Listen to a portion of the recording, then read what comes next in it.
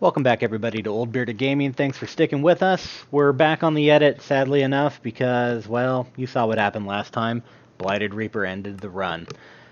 Attempt number 68, I was bound and determined to make this one successful. I did not want us to have to progress to the attempt 69, the MAME run. I wanted 68 to be the one, to be perfectly honest. I was going to play this as cautious as I could. Make sure we had a good opportunity to get ourselves out to a good start.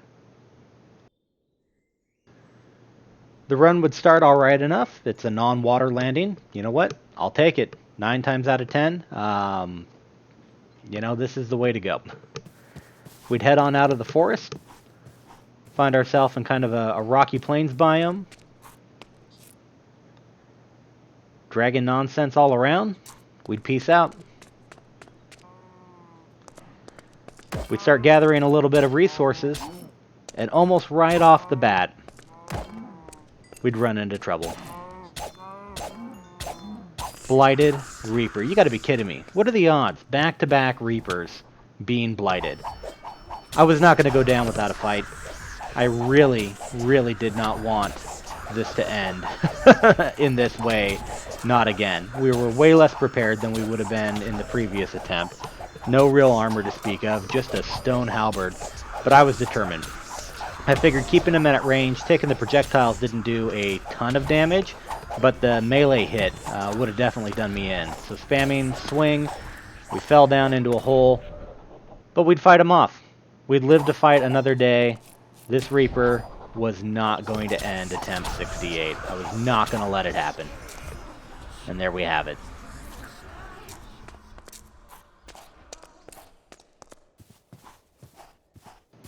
We'd get ourselves out of the hole and make for the open water.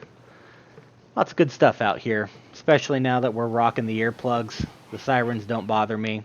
The only thing really of any concern out here is a Roa, a Lore, or of course a sea serpent, the run ender. So we'd make it over to the Castle of Warming, catch ourselves up a little bit, take stock of where all we've been and how far we had to travel in day one before getting a little bit of rest. And I'm just thinking to myself, please, do not be a Reaper. Do not be another Reaper. It wasn't. We could sleep easy. Day 2 would have us back on the water, and we'd go to raid this underwater bunker. Not sure, again, what these are exactly called, but you know what? I absolutely love these structures. They can have some great stuff in them, but anymore, I'm here for the lights. I'm going to loot the fixtures. That's what we're all about with this. These blaze lights are fantastic. It was pretty underwhelming loot. We'd peace out, get ourselves back to land, shack up on the side of a hill here, and sleep through the night, get ourselves into day 3. Day 3, we found a town. I'll take that. Pretty peaceful plains biome at that. Nothing wrong with it. We'd scope things out, take stock of everything that was here, and we'd rest up for the night. Day 4 would get going. We'd scope out the landscape and realize, you know what? There's a dragon right here nearby town. Can't have that. Need to take care of it. And boy, would I be a horrible, horrible shot. This was made even more painful by being a wooden crossbow with just the wooden bolts. And I couldn't hit it to save my life. We'd actually end up fighting this thing for almost the entirety of the full day. Just kept missing. It was starting to get dark. We needed to sleep because I didn't want anything coming up behind me. So we'd bedroll it. He'd be there in the morning. Sure enough, bright and early, he's out. Guns out. They just bounce off from time to time. Absolutely frustrating. In fact, he'd get so bored with it, he'd go to land to take a nap. So we did the stupid thing. Went after him, got up close with a boat for whatever reason. In hindsight, I should have just backed away, took a look at things at distance, but him landing had me just real curious. I don't know why. But there he was, roaming around. we'd peek out around the corner, get some cheap shots off, and he took exception to that. And he's got some range, like a lot of range. I think you guys know what happens next. It's KFC time. There it is. 68 ends by Dragon. Bring on the MAME run. Attempt 69, everybody. Had to happen sometime, I guess. So we'd waste little time. We'd get right into it. If we were going to make this the MAME run, that bound determination to keep it from happening now got transferred into simply making this absolutely happen, because we've got to do it. And I'm not going to lie, I was a little bit worried. It was a near water landing, so, you know, that was somewhat positive. Chicken was looking at me wrong, though. Yeah, you're getting yours, buddy. KFC my ass. Ugh, it just wasn't going well. I couldn't even take out the chicken. Between the seeds and not being high enough level to use them, apparently as a weapon, and then the lag. It was a very sketchy start. We'd come across this really interesting structure. Not really sure what it is, to be perfectly honest. Couldn't find much about it. I still wanted to take a peek just to see. It occurred to me, you know what? This looks like kind of the place that maybe the Elden Ring's being kept in. I don't think I want any part of this. Nope, I definitely don't. We're going to nope out. So we get back on the water, my old friend. Find a little barge. Go see if we can get lucky with some baubles. And of course we couldn't. It's locked. Now let's check the other one. Crap. Absolutely nothing. We'd get off the water, back to land, and find another one of these self-contained villages. Absolutely just love these structures. Good times had by all. If there was a dungeon nearby, we'd get over and take another look. Not only the dungeon, but it had a local dragon problem. Well, that didn't work out too well for us the last time. So maybe we might leave this one alone for a little bit until we absolutely have to address it. So we'd head upstairs, take over the master suite, do a little bit of, you know, house cleaning and reorganization as one does.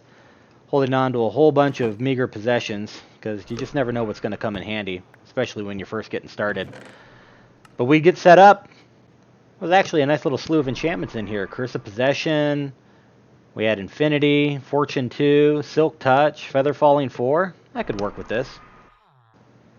And work with this we did. We'd make an indoor pond, get the leveling up. You guys have seen this before. If you watched the previous video, it's XP time. Sweet, sweet XP. Spend days here, just grinding it out, leveling up, as we do. And of course, the loot. It's not bad. I mean, just chests and chests of good stuff to be had. You can't complain with it. I think all in all we spent just about an in-game week here or so. Pretty much doing nothing but leveling up, getting the loot, sorting through stuff, talking to a couple of the villagers here and there. We'd go to get geared up, make a couple of potion rings. Always good. A couple of resistance rings. Really, really helps with the survivability. Don't let anyone tell you otherwise. Doubling up on these things to get resistance too. It's absolutely fantastic. And especially that we have the experience to be able to re-roll them, get some beneficial effects on these baubles. And that's what we do. We re-roll the quality on our gear, since we had the diamonds to spend.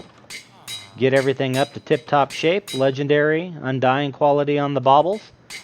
And then we go to the other reforge station and look to really kind of max out our opportunities, whether it was the 8% damage increase with the menacing, or it was the hearted, giving us the extra heart, which is just so useful in the early game, as we're transitioning obviously out of the early game and straight on into the longer session of the mid game. Now reasonably geared up, we'd get outside, take care of that dragon. So much easier with the diamond crossbow with the diamond bolts. It makes pretty quick work of these guys. Go loot our kill.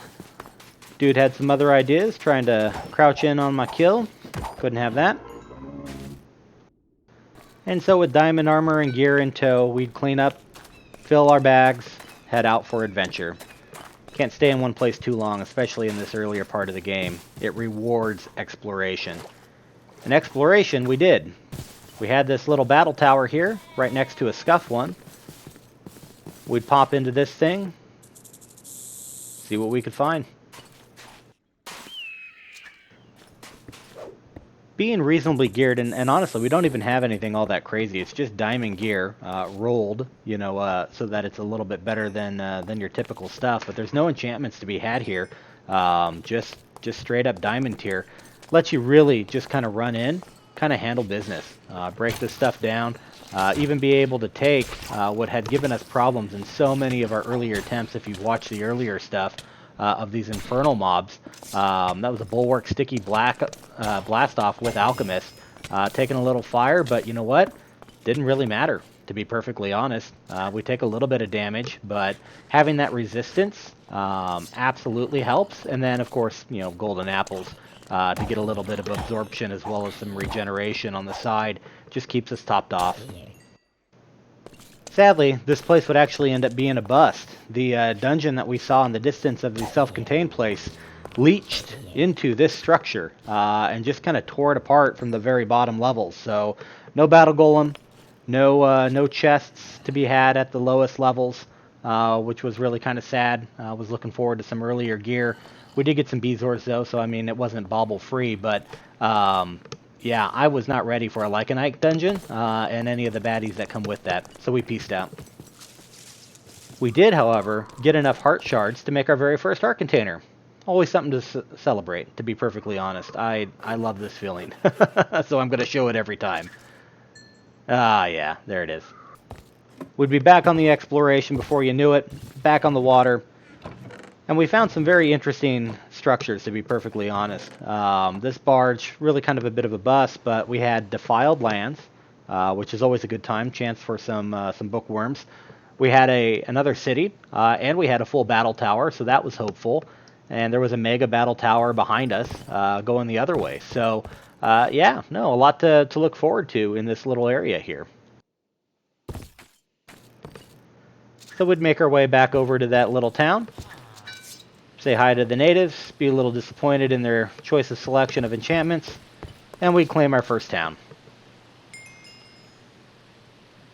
And because I like everything nice and neat and orderly, the naming convention is, of course, Ocean Town 01.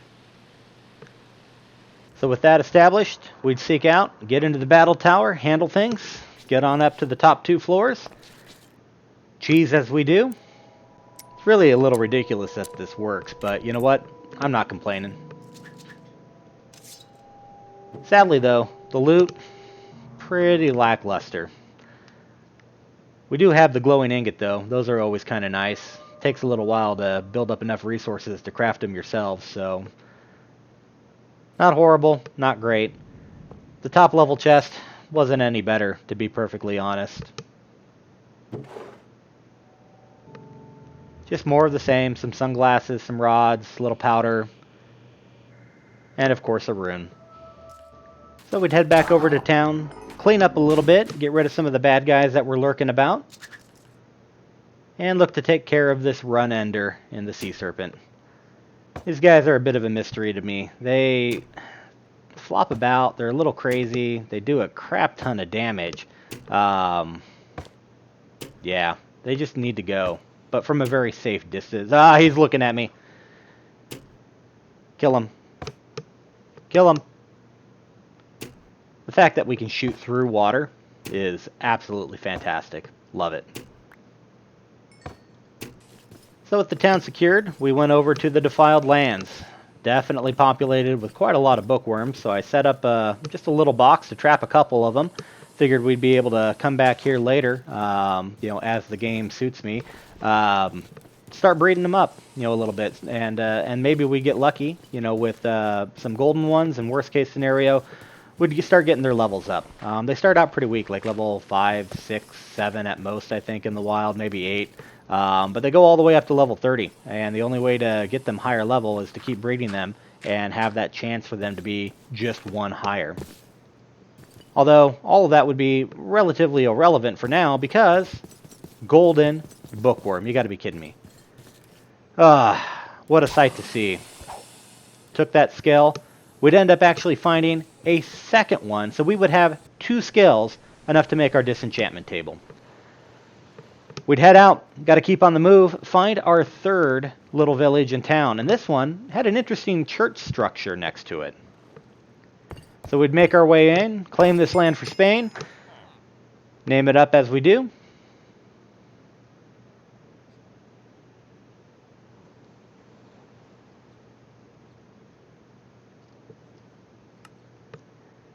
Don't judge.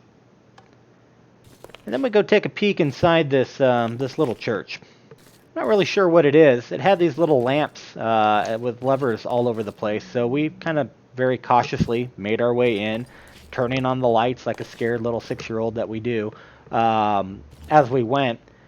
And then we get up to this kind of top area here, and there's some portal remnants here. There's some weird scuff things. There's guys bleeding through from the nether with an active portal in the one there. That was a little surprising to see. And then it would dawn on me, this is another one of those structures dedicated to the worship of lost cities. We've got bed, we've got glowstone, we've got skulls all around. We're just noping out.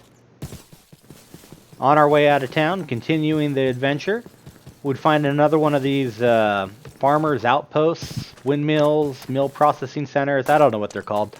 Didn't really have a need for anything here, but still kind of a neat structure to come across. And just odd that they've been popping up more and more. Was a dragon there to take care of. Damn butterfly got in the way. I didn't realize you could shoot those things. I feel really bad about it, honestly. But we take care of that guy. Pro tip, always crouch while you're shooting. After you've leveled up sneak, you can get that 2.5 damage multiplier for being in stealth mode. Allows us to almost 2-shot these dragons. We'd find yet another village up here at the top of this snow area when we came up to get our kill. That one in a rocky plateau area. And of course we'd check out the rest of the snow area and come across our first ice dragon. This is the very first ice dragon in 69 different runs. You gotta be kidding me. But not too overtly surprising, because I don't tend to hang out in the ice biomes in the early game. It's just so hard to survive, especially if there's not enough wool to be had. But I was going to kill this, take it down, because we absolutely want to make an ice weapon. These ice dragons, definitely a lot prettier. Love this color. Really cool palette looking. Not quite enough skills to make anything with, but we got the ice blood. That's all we need. Going to turn that into a crossbow sometime down the line. We'd make our way down to that town, mark it on the map, 3rd waypoint, 4th structure of villagers. Not doing too bad for this run. It very well may be the run of runs. I'm optimistic at this point. And that optimism would turn into just outright joy when, as we explored just a little bit out of town, you saw it render there in the distance, the tower. Ah, the tower. Nearby battle tower, not too far from this village, so we can run to it for the waypoints. Only inhabitants this time? Sheep. A lot better than Jabberwockies. Piss off, sheep. I was home. Time to work. Set about, turning on all the lights. Check. Playing Inventory Simulator 2022? Check.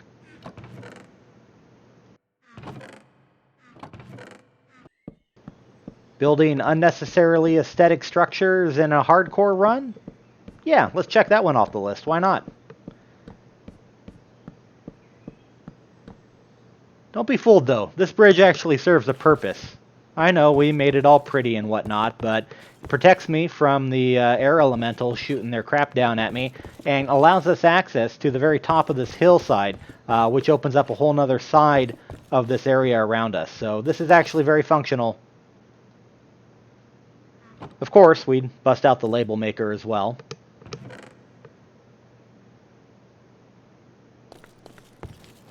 Just a lot of labeling. And of course, we'd have to make our garbage disposal system. It's just too handy. And since we were going to abuse the fishing experience, much necessary. Ah, fine redstone machinery at work. I love it. Did I mention anything about the labeling? Because I feel like maybe I didn't mention the labeling. We labeled a lot of things. Okay, just a really aggressive amount of labeling, if I'm going to be honest here. Yeah, we built a library for our enchantments and labeled them up. I kind of feel like maybe you don't understand that we labeled some things, because if it wasn't immediately clear that we spent some time, like a lot of time, labeling things, I want to make sure that we're just 100% crystal clear on that point. We spent a lot of time labeling things. I've got to do it, though. It's the OCD in me. It has to be done. And we take a break from all that paperwork and get those sweet, sweet fishing levels. And we'd start putting those levels to good use. Getting out there, cycling through enchantments, and this spent days, weeks of in-game time. Crafting up a multitude of weapons, constantly cycling through, trying to find things that we didn't have that we needed, that were going to be useful down the road. So we'd fish, we'd enchant, we'd strip things down.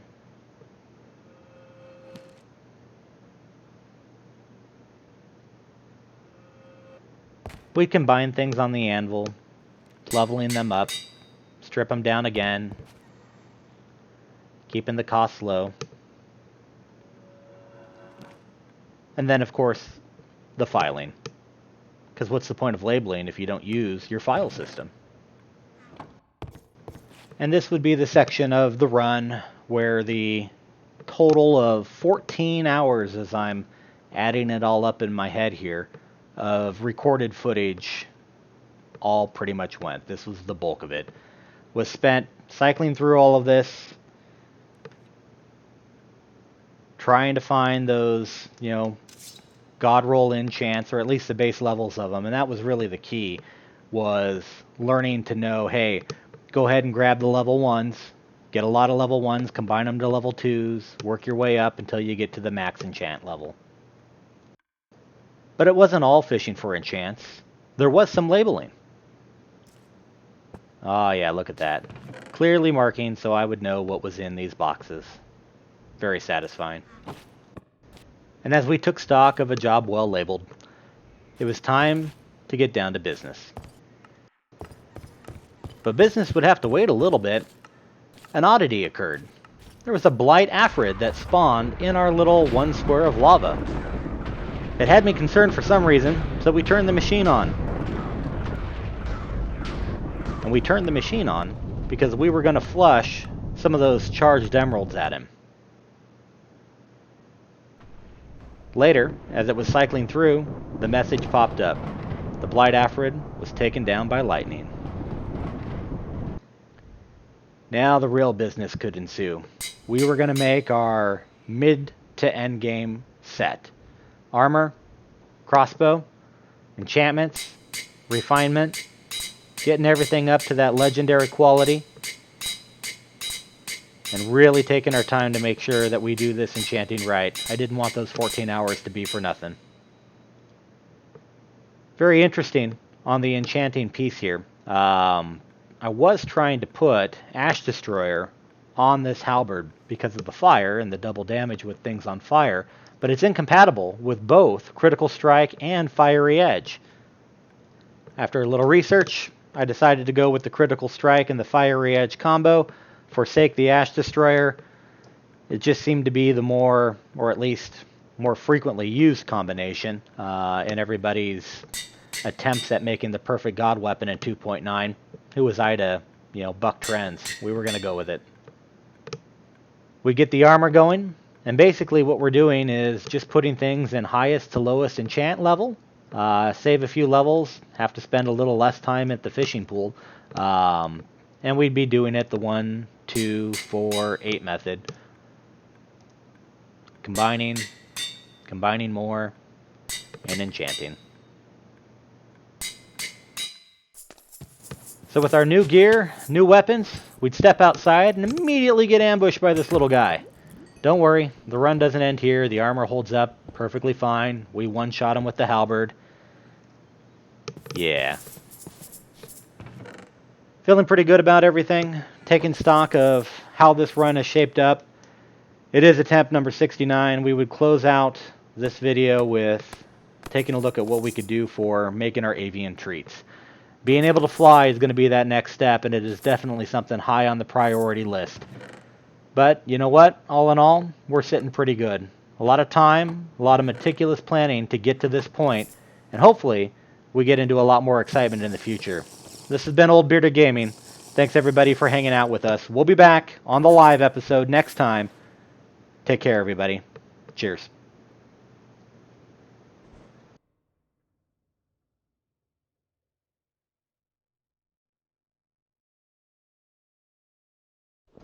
You're still here. Go home. I'll be back. I promise.